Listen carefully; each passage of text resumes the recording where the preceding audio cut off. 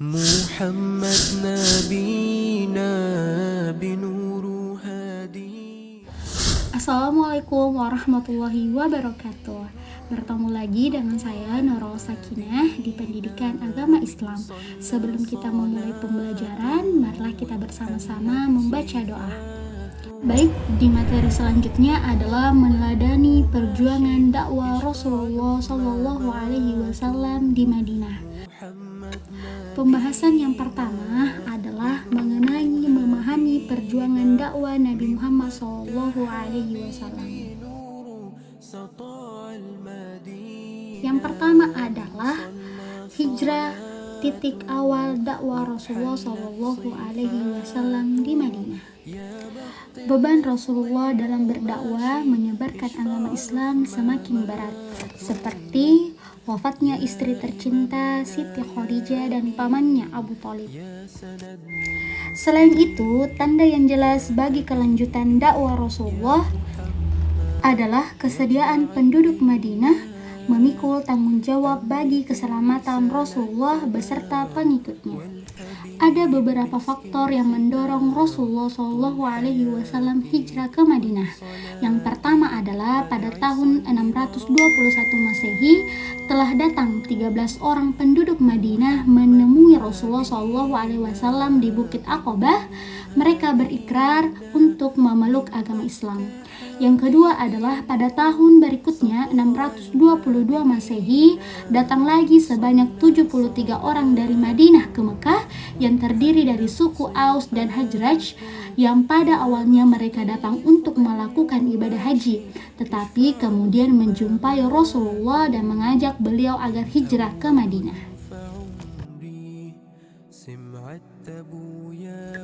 Faktor lain yang mendorong Rasulullah Shallallahu Alaihi Wasallam hijrah ke Madinah yaitu pemboikotan yang dilakukan oleh kafir Quraisy kepada Rasulullah dan para pengikutnya yang tertulis di atas kertas safihah yang digantung di dinding Ka'bah dan tidak akan dicabut sebelum Nabi Muhammad Shallallahu Alaihi Wasallam menghentikan dakwahnya.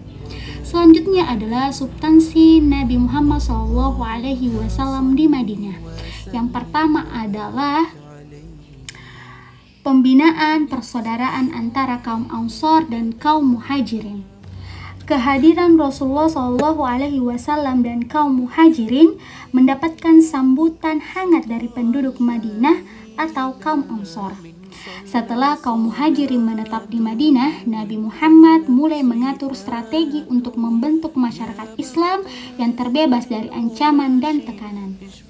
Yang kedua adalah membentuk masyarakat yang berlandaskan ajaran Islam, baik itu kebebasan beragama, azan, sholat, zakat, dan berpuasa, serta prinsip-prinsip kemanusiaan. Yang ketiga adalah mengajarkan pendidikan, baik itu dalam bidang politik, ekonomi, dan sosial. Selanjutnya, strategi dakwah Nabi di Madinah. Ada beberapa strategi yang dilakukan Nabi ketika di Madinah. Yang pertama adalah meletakkan dasar-dasar kehidupan bermasyarakat, yaitu sesampainya di Madinah dan Muhammad Shallallahu Alaihi Wasallam segera meletakkan dasar-dasar kehidupan bermasyarakat, diantaranya yaitu membangun masjid, membangun ukhuwah Islamiyah, dan menjalin persahabatan dengan pihak-pihak lain yang non-muslim. Strategi yang kedua adalah surat Nabi Muhammad kepada para raja. Salah satu cara yang ditempuh Nabi Muhammad adalah dengan berkirim surat kepada raja-raja. Di antara raja-raja yang dikirimi surat adalah Raja Garsan, Mesir, Abisinia, Persia, dan Romawi. Ketiga adalah penaklukan kota Mekah. Keislaman penduduk Mekah memberikan pengaruh yang sangat besar kepada suku-suku di berbagai pelosok Arab. Meskipun telah ditaklukkan, tetapi Bani Thaqif dan Bani Hawazin tidak mau tunduk, bahkan mereka menyerang Mekah dan menuntut balas atas kerusakan berhala-berhala mereka. Itulah tadi pembelajaran tentang meneladani perjuangan dakwah Rasulullah di Madinah. Semoga apa yang disampaikan bisa menjadi amal pahala. Sekian. Assalamualaikum warahmatullahi wabarakatuh.